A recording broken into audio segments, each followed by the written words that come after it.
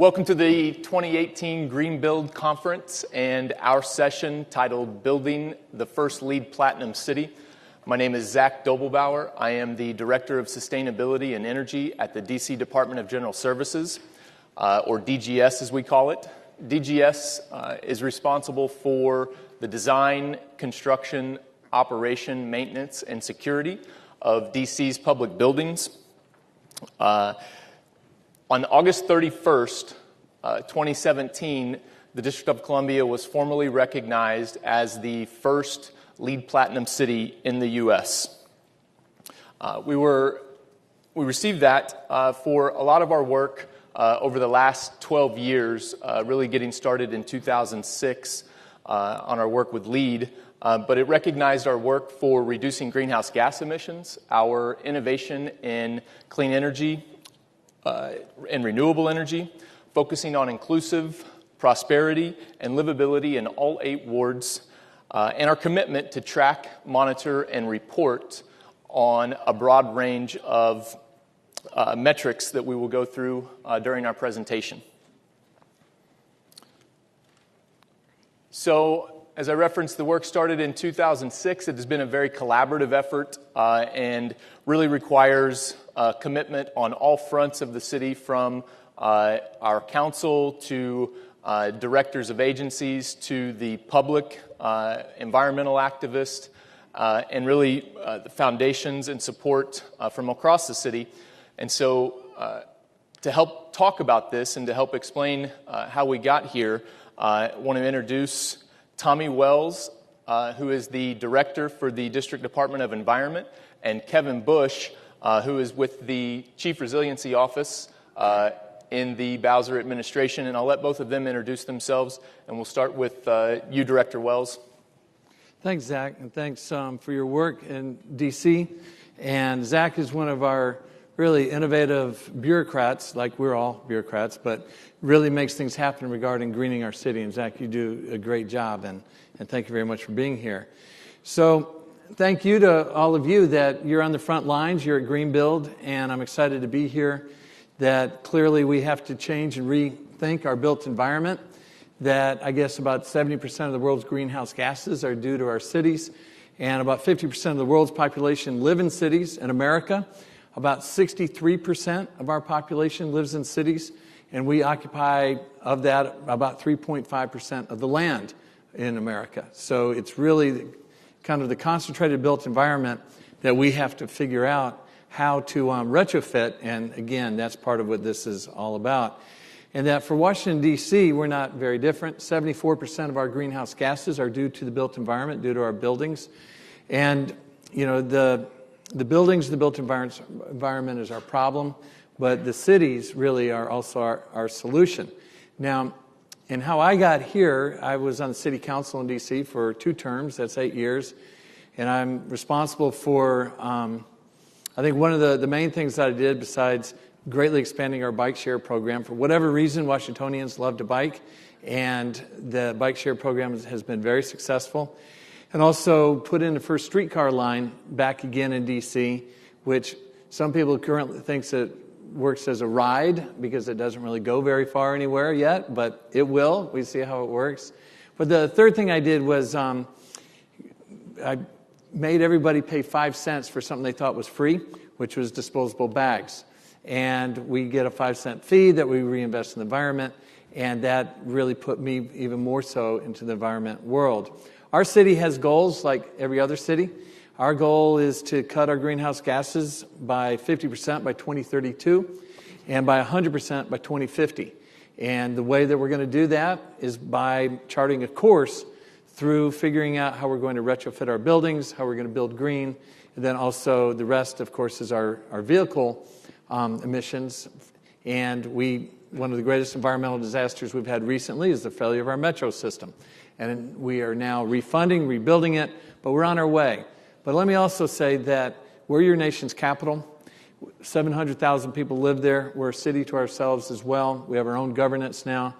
And we realize we have a special responsibility on behalf of you and on behalf of the country, but also when the federal government has taken a step back, cities like ours have to take the lead. That's why we're very proud to be named the first LEED Platinum city in the world. It's, we recognize that we're building on the work and what we're learning from other cities, moving as fast as we can, as we all are. And we're very proud that your nation's capital is the first LEED Platinum city in the world. Thank you. Thank you. Kevin? I feel like we should rename this panel the Three Green Bureaucrats of Washington, D.C. now with that remark. Or three white guys. Yeah, or three white guys. Either one works. I also want to point out that Tommy and I are both wearing bike socks. Sorry we didn't give you the memo, Zach, but next time we'll have to put those on. So this is great. We're really excited to be back at Greenbuild. And I think, as Tommy mentioned, being the nation's capital, we really feel like we have a responsibility to lead on all fronts, to show that we're still in as a country, to the Paris climate commitment, et cetera.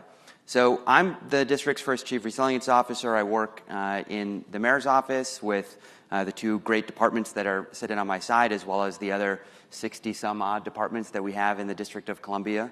Should I just go right into you've got learning objectives up next. So You don't need to hear any more about my bio. I'll come back in a minute. All right. Interesting. So really part of how this came together was the idea that policy and implementation don't work independently, and that in order to have successful policies, you've got to have successful implementation, and in order to have successful implementation, it helps to have really good, successful, and progressive policies. And so part of this conversation is about that paradigm and that relationship between policy and implementation, but you're also going to learn about how leadership and vision brings about meaningful sustainability. We're going to talk about the resource and value of community engagement and about that process that DC has gone through, and one of the areas where I believe we really lead in is involving all stakeholders and making sure that the community is a part of all of the decisions that get made. And then we're also going to talk about how partnerships have been a big part of this, and how really on the policy and implementation, it requires everyone pushing together in the same direction and with the same understanding. So for the LEED city's recognition, the district has committed to achieving or pursuing goals and targets across several different metrics. And what you see up here is what those metrics are. And we're going to have Kevin will talk about the human experience and kind of on that bottom row. And then Director Wells will talk about energy, water, waste, and transportation and those metrics. And we're going to actually start with Kevin. Great. Thanks, Zach. So one of the really innovative things I think about the LEED for Cities program is that it looks beyond, what's kind of interesting actually, we're in Greenbuild, right? But if you look at a number of these areas on the slide right here, you'll see that it goes beyond what you might think of as traditionally a green building area of focus, right? And it takes this holistic view at a city's performance. It's the program LEED for Cities has sought to learn from programs like ICLEI, the Star Communities Index, and even the Sustainable Development Goals to come up with a common benchmark for cities across a wide variety of performance measures. So I think it's a really fascinating way to look at what makes a city both sustainable, safe, and smart, and ultimately resilient. And so in the district, and Tommy and Zach will talk about some of our environmental successes in a minute, but at a very high level, our mayor has made a commitment since the beginning of her administration to fulfill a lot of these objectives. So for DC, how did we become the first LEED Platinum city? Well, we really focused on everything you see here.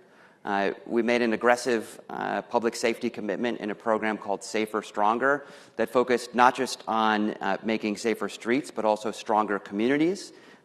Every single one of our Metropolitan Police Department officers has a body-worn camera. We have a grant program that's distributed over 10,000 security cameras to private residences since 2016. And each of those cameras is registered with the police department, so if something happens, we know where we can go to get more evidence. And we're focused on building up the communities and making them stronger as a positive deterrent to crime, if you will. So programs like the DC Infrastructure Academy, which I'll talk about a little bit later. And I think underlying the LEED for Cities program is a commitment to transparency. We have a very aggressive open data policy that the mayor introduced in 2017. A critical part of that is an enterprise data inventory. So we've actually cataloged publicly 1,640 different enterprise data sets that we have within the District of Columbia, and we've indicated what level of sensitivity they have. Obviously, we can't share every type of data. We're not going to make law enforcement sensitive data public. We are the nation's capital. We have a lot of that, as you might imagine.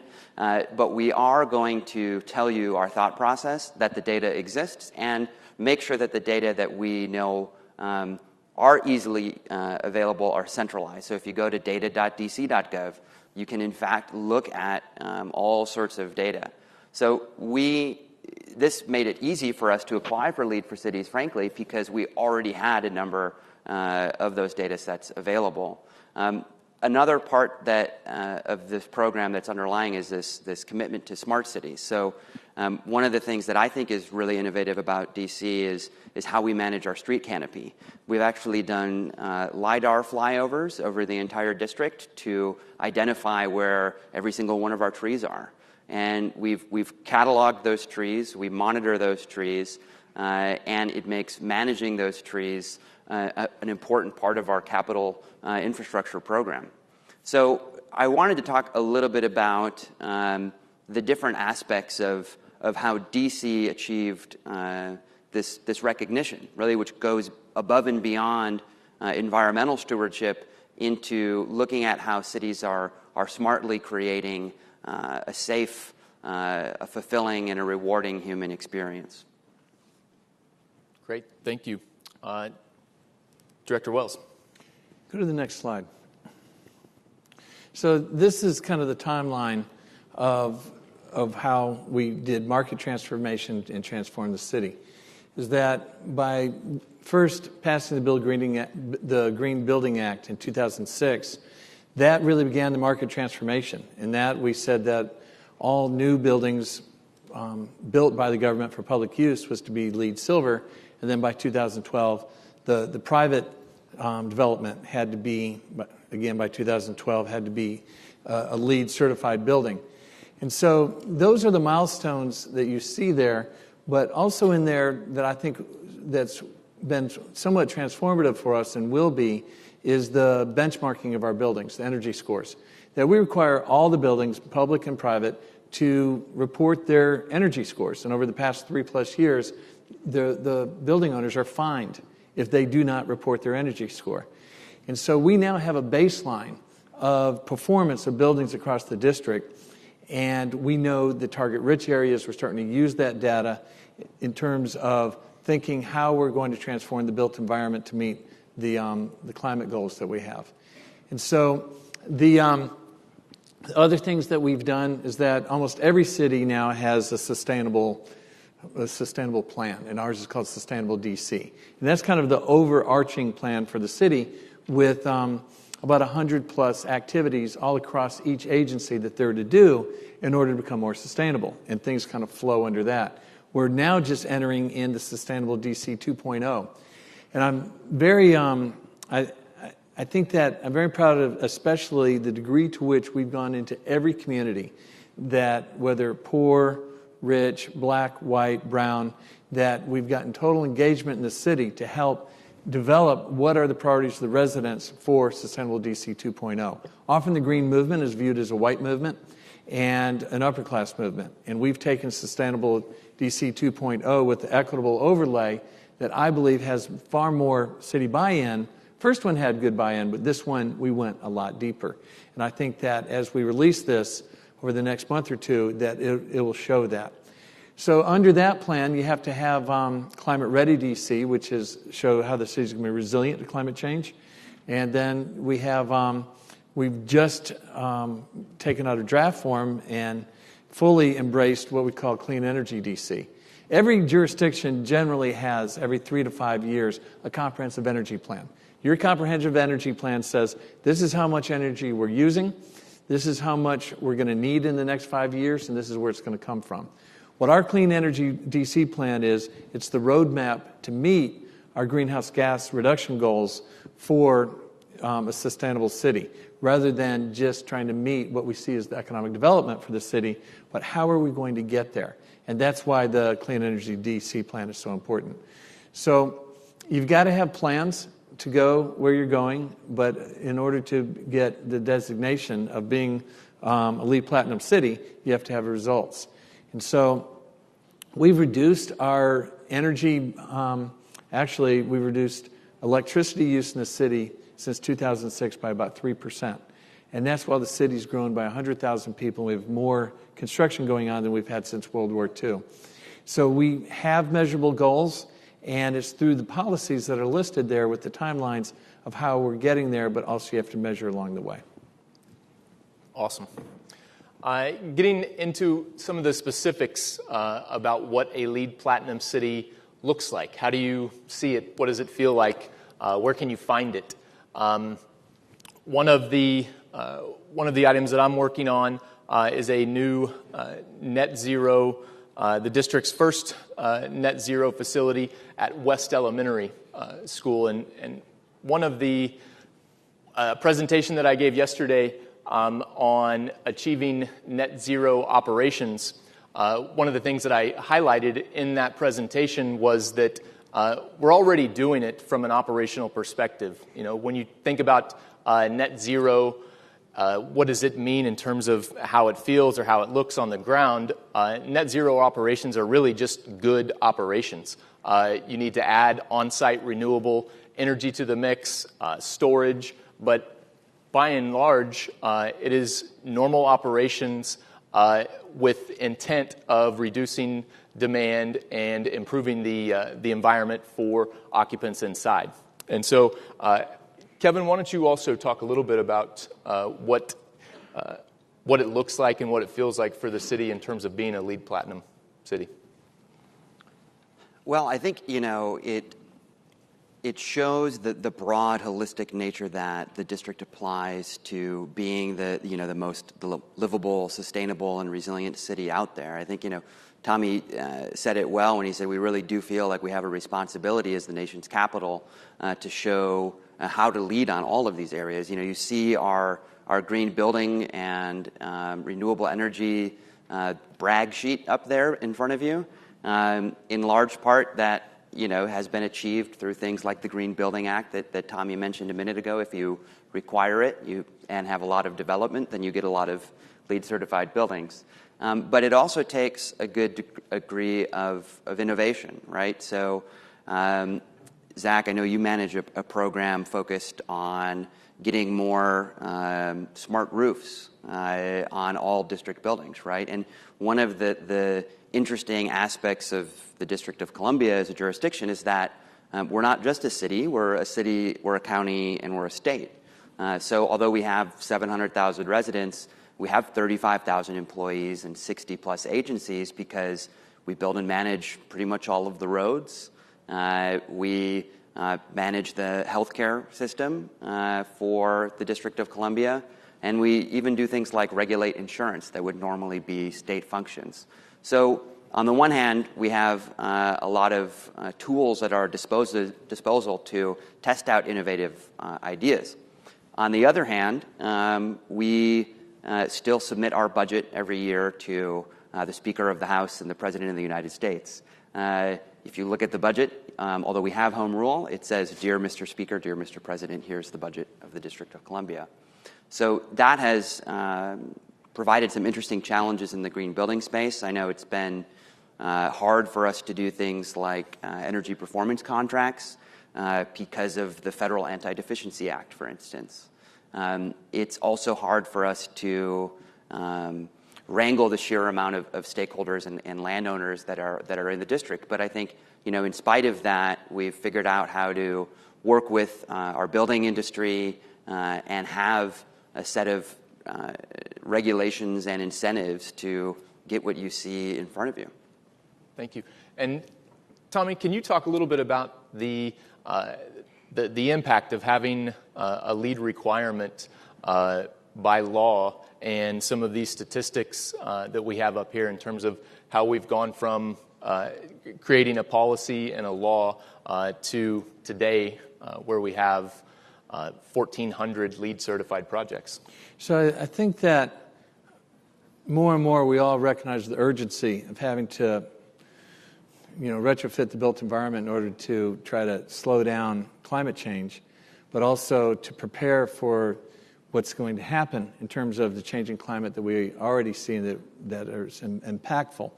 So the way it works for us is that you need your residents, your citizens, to understand the urgency of this, and so that we can pass laws that come from advocacy groups but get the buy-in of the broader public, so that politicians and leadership know that it's a good thing to say, yes, we'll have a stronger green building code, we'll make these requirements, and then you pass the laws. And then we have a very good development community that our developers are working all the time to try to be able to market what they build in a way to being more sustainable and responsible and green. And so having the LEED standards so that they can say that we've built to this level, that in Washington we have, like other cities, a lot of young people are moving back into the cities, and that's where they want to live, work, and raise their families. But they have an expectation that where they work, where they live, is meeting their values and goals. And you want to build a city that attracts them so that they want to be there, and so the employers want to inhabit buildings that meet those standards. So it really becomes kind of self-generating in doing this, in that our developers are getting better and better, and you create the expectations so that politicians can lead in a way that there's not too much of pushback, even though there's a value cost when you do this. So we now have added more green roofs than any other city each year for the past 3 to 4 years. We have the strongest stormwater management laws and regulations in almost anywhere in the country. Nobody gets an exception. It doesn't matter if you're a church or the federal government. No matter how good your project is, or if you're a school and how much public use comes out of it, you have to manage, if it's new construction, 1.2 inches per square foot of any rain event, and you have to do that on site. And for those projects that absolutely cannot do that, then what you'd have to do, you have to manage 50% on site. And you've seen a lot of the stuff out on the expo floor of how they can do that with cisterns and other ways. But we also have a stormwater credit trading program. You can do more if you have more land, and we will certify that into units, and we run it almost like a Craigslist, and you can buy stormwater credits off our list. So that retrofits the city, and it does have an added cost, but the results is that you get cleaner waters, you get a cooler city, and we're showing a lot for that. We also now we keep changing places with LA of having who has the most Energy Star buildings. Now we include our region with Northern Virginia and parts of Maryland, but 3 years ago, we became number one over LA. We were behind them by 6 buildings. Then they passed us, and then we got the lead again, and right now I think it's back with LA.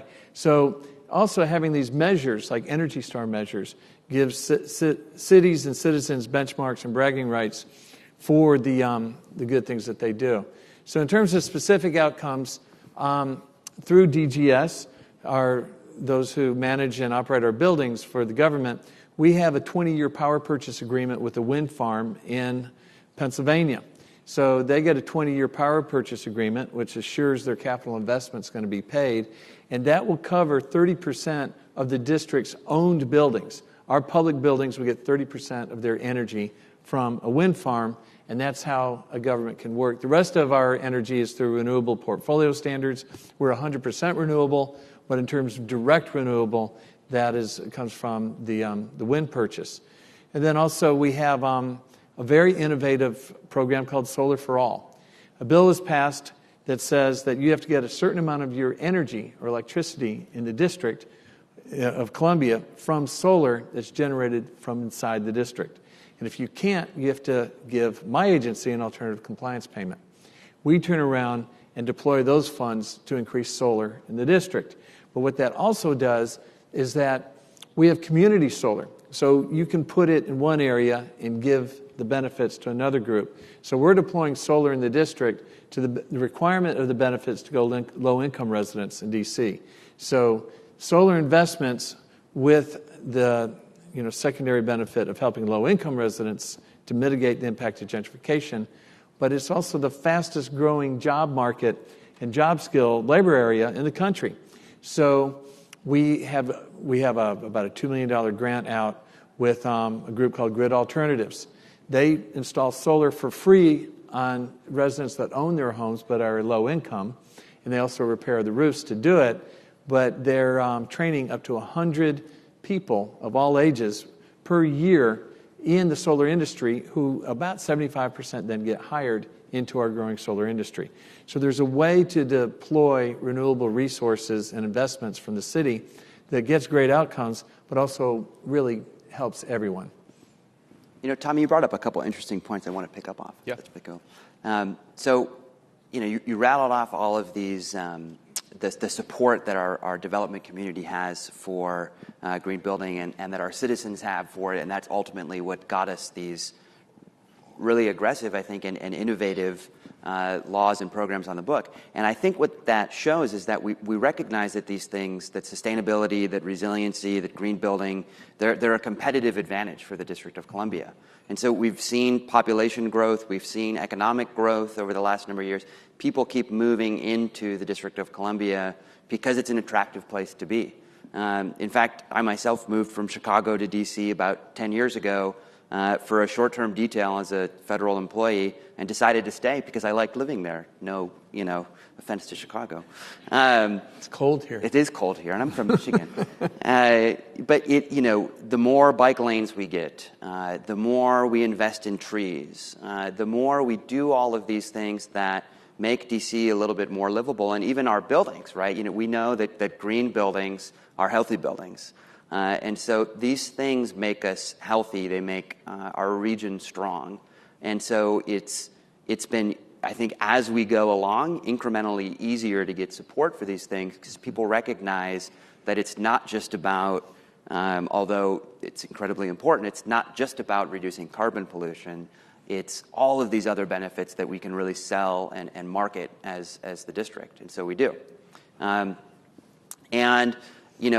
of the other things that I think we're really starting to recognize, and Tommy mentioned with the solar jobs program, is that we can grow inclusively, but we have to try, right? We can't just let our economy grow and assume that it's going to rise all boats. We have to have specific programs and partnerships with the business community to make that happen. Just to show you how important that is, in D.C., we're at about 700,000 people now. We're expected to get to about 1 million by 2045, and we're already, I think, the third most expensive rental market in the country. In addition, our economy has been growing gangbusters. We basically didn't have the 2008 recession. And before you say that's because you're where the federal government is, our GDP growth has actually been driven by private sector growth. But our inequality, like most American cities, is also widening. So what we're really interested in doing in D.C. is making sure that we leverage that economic growth to address these pervasive and prevalent things that all cities have to deal with, inequality, et cetera, which, by the way, is another important aspect of LEED for Cities. They actually ask you what your Gini coefficient is, which is a measure of inequality, in order to get a LEED for Cities certification. So equity is an important part of that as well. One of the programs that we've created in D.C., which to give Chicago some love in return for the comment I made earlier, is modeled in part after an effort that was created in Chicago, is the D.C. Infrastructure Academy. So this is a really interesting partnership between district government, we put money down, as well as private sector, particularly our utilities, that put money and in-kind resources down. And we launched the Infrastructure Academy just this year. And right now it offers 3 quick paths to jobs. A quick path to jobs in the energy sector, a quick path to jobs in the transportation sector, and a quick path to jobs in the information technology sector. Because we have, those inequality stats that I mentioned earlier, we have an issue in D.C., right? So there's 60% of the jobs in D.C. require a bachelor's degree or higher, and 40% of our adults don't have one. And at the same time, our infrastructure providers are saying that they can only find people for 50% of the jobs that they need to fill. So clearly there's something missing in the pipeline there. So as we grow, as we embrace new green technologies and smart city solutions, we're trying to make the partnerships and literally the place in an infrastructure academy to grow inclusively and address some of those persistent inequities as we grow. And I think that the Solar Works program is a great example of that. Thanks, Kevin. Also, just following up on the cost and kind of leveraging what you're doing by regular course of business to do more.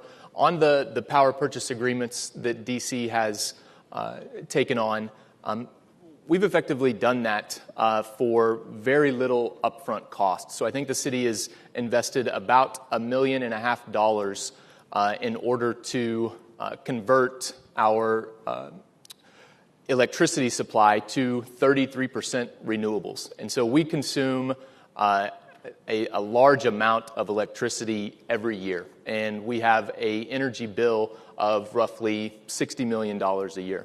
So what we did was took a look out 20 years and said, if we need to meet our carbon goals and we want to get started on that right now, how do we do that? Let's look at what those costs are going to be, bundle it, and set out to do a public-private partnership. And what we were able to do is enter into a power purchase agreement for both wind and solar. On the solar side, we have created 250 plus jobs.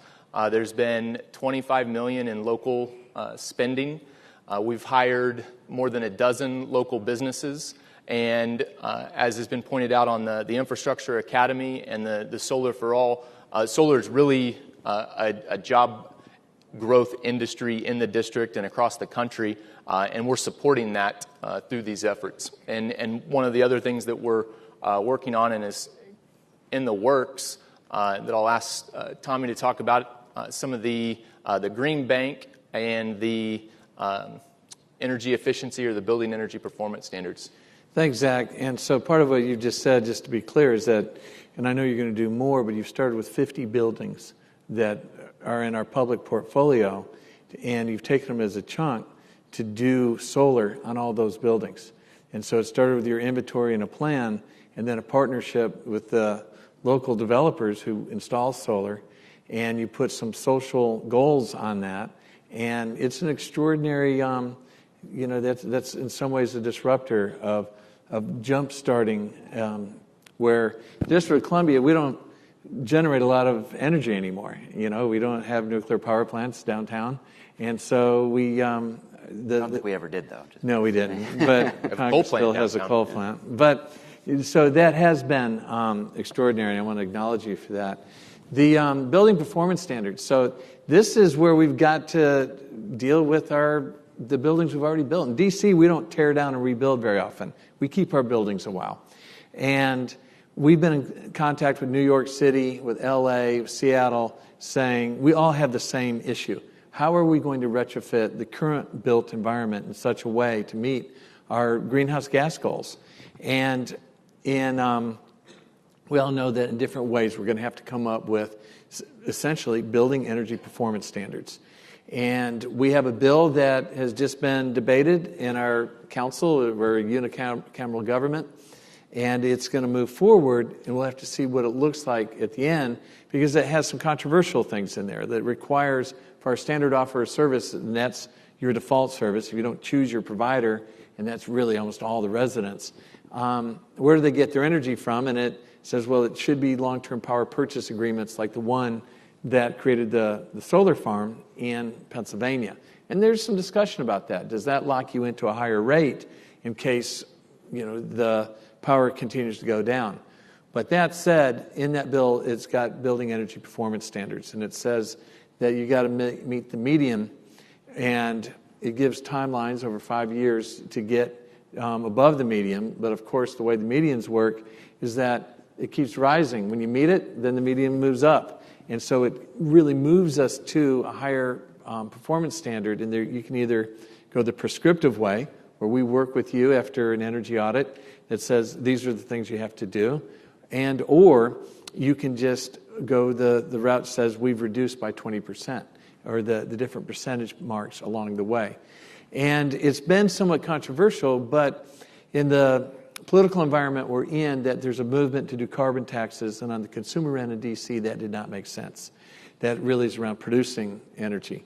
So this is the route that we're going. We're bringing developers, building owners, and others with us, and there's a lot of angst around this, especially around affordable housing, that if a lot of your Class B and C buildings are affordable housing, because the rents are capped, you can't really recoup the capital investment to completely retrofit your building with new HVAC systems and windows and all. So the government needs to help with this.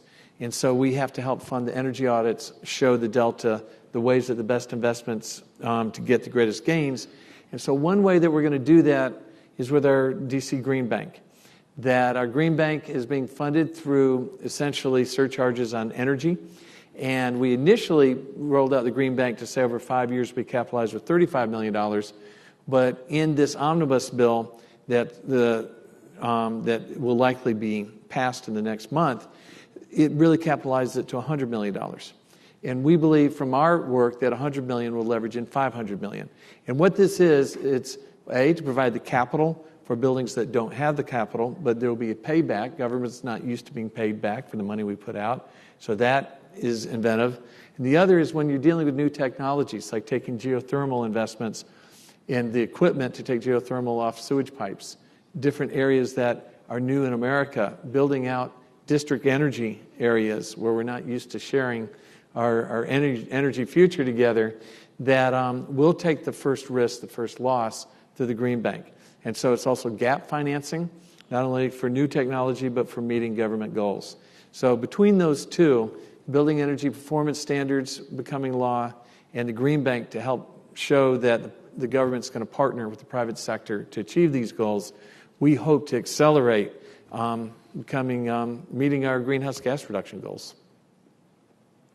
Wonderful. One of the examples there on the building energy performance standards, and it's an example of how policy and implementation work together and how it's critical that they work together. One of the items that we first received on a draft of the building performance standards was that all of our new construction needed to be net zero by 2022. And we saw that, and we're very supportive of the intent, and I want all of our buildings to be net zero by 2022. However, when you get into the reality of implementation, I've started designing buildings that are going to be built in 2022 already. And so having that partnership, that relationship, and open lines of communication on how timelines work, how folks that are not dealing with policy and working on that side of the equation need longer timelines, or just really need communication and the ability to have a dialogue about what the intent behind a policy is and how we're actually going to achieve it. And I think that's one of the things with the performance standards as well as the Green Bank and a lot of our policies, is that there has been a concerted effort to make sure that they work for everyone involved. One of we're about to the conclusion. One of the things I wanted to ask, and I tell new staff that there is, at any given moment in time, there are only about a dozen people that need to agree with your idea or say yes to your idea. If you have a good idea to go from an idea to law in the District of Columbia, it's kind of a unique situation. And because we have a council and, in that line, I think if the director says yes, if the city administrator says yes, if the mayor says yes, then we've got 7 council members. There's a short line between idea and law. Can you talk a little bit about that relationship and about how your prior experience on council and then now working on the executive side as a director, what's that relationship like, and how is that your experience on both sides of that equation? Well, for context, for all of our cities, states, country, but especially our cities, is that you have to have leadership at the mayoral level that will support and drive these, drive change. Change is very disruptive to the development community, to building owners, to people that need a predictable bottom line. And so we've had now 2 mayors, maybe 3, but we've certainly with our current mayor that she has supported us on everything that we've put out there and understands the urgency and expectations of the citizens. So you've got to have a mayor that supports you. And then on the council side, we have a very progressive council now. It wasn't always this progressive. And we're working a little bit more closely together in that when the public brings new ideas and they're willing to pass just about anything now, it seems, we want to be sure that they have the underpinnings to do that. And I think that from my experience on council, that I know what's most helpful to them, to how to guide them to policy or to law and regulation that has the balance that creates a greater level of success. It's been interesting. One of the most powerful lobby groups in our city now in D.C. are the solar developers. They're getting they're being more successful than the Chamber of Commerce, the Building Industries Association, in having bills. We have the highest solar renewable energy credits in the country, and this is it's because of our solar development community. So we just have to balance all that. And I think the last thing I'll say is that one of the hardest things, Zach, is that community groups and advocacy groups get laws passed to generate targeted revenue for specific purposes. On the government side, if you don't spend it, it gets swept into the next budget for other purposes. And you feel this stewardship to the people that generated the funds. And so there's so much pressure to get the money out the door, but you want to survive audits, you want to have good government, and it's a very interesting relationship. But let me tell you, in any state, this is normal that when they start looking for money, they look at all the unspent amounts from your pots of money that it's supposed to go to solar, supposed to go to green banks, supposed to go to these other weatherization, retrofits. And if it's not spent, it's swept. I think that's been one of the hardest things. But being a politician and knowing my colleagues, we've been able to prevent the sweeps out of my agency. But having specific funds for specific goals and being able to implement that is a real challenge. Great, thank you. So you now have our foundation. It wasn't built overnight. It takes careful thought, collaboration, and drive. I appreciate you listening. I hope there are ideas that we presented that you'll be able to take back. But we wanted to open it up for some questions and see if there are any questions or ideas that you all want to express or ask us. And we are here to answer. And we've got a microphone. Microphone right there. That is right there. It's behind this thing. We can only see the monitors and the microphone, too. So I was just wondering what, it's not a question for any specific one of you, but what your thoughts are on Amazon's decision to move their HQ2 to Crystal City. Because even though it's on the Virginia side, I can't imagine it won't have some impact on the DC proper area. And, in considering like what kind of impacts it might have on DC's current infrastructure, especially in the metro, which I live in DC, so I understand that it's barely able to hold up with our peak hours anyway. So do you guys think it will do more harm than good to the area? Well, and what kind of impacts do you think it will have on it? Kevin can speak to the equity issue, but let me say that early on I talked about our metro system being an environmental disaster because people got off the trains and started driving and started taking Uber. And they got off our electrified public transit. And so we needed, another $500 million per year. And that requires Maryland with a Republican governor, required Virginia, who resents Northern Virginia, down in Richmond, and required our city to pony up too. All three jurisdictions were up for Amazon. And Amazon said, well, we require great public transit. And all three came up with the money and the commitment to rebuild Metro. And that has already had an extraordinary, just being in the running, changed our region to fully fund. I mean, who knows if it's ever fully funded, but we'll fully fund one of the most successful public transit systems in the country. Yeah, and the other piece on that that's really important is the fact, and this is the nerdy part, that revenue is dedicated. So now our metro system is able to go out to the capital markets and get long-term financing to make the repairs that they need. So in that sense, just the idea, like you said, that they were considering us is great. Now, on the equity issue, the movement of people to Crystal City or National Landing, I guess they want to call it now, has been, will be phased over time. It won't be immediate. So when I think about Amazon, I think of it as maybe emblematic of the broader issue that we already know we need to deal with and are dealing with, and is that we're going to get to 1 million people by 2045 just in the District of Columbia alone. We have this pesky little thing called the HIDE Act. So if you ever travel to D.C. and wonder why all the buildings are so short and our suburbs have taller buildings, there's a law that I think goes back to 1910 that limits how high we can go. Right. So we're looking for creative ways, I guess you could say, to absorb that growth.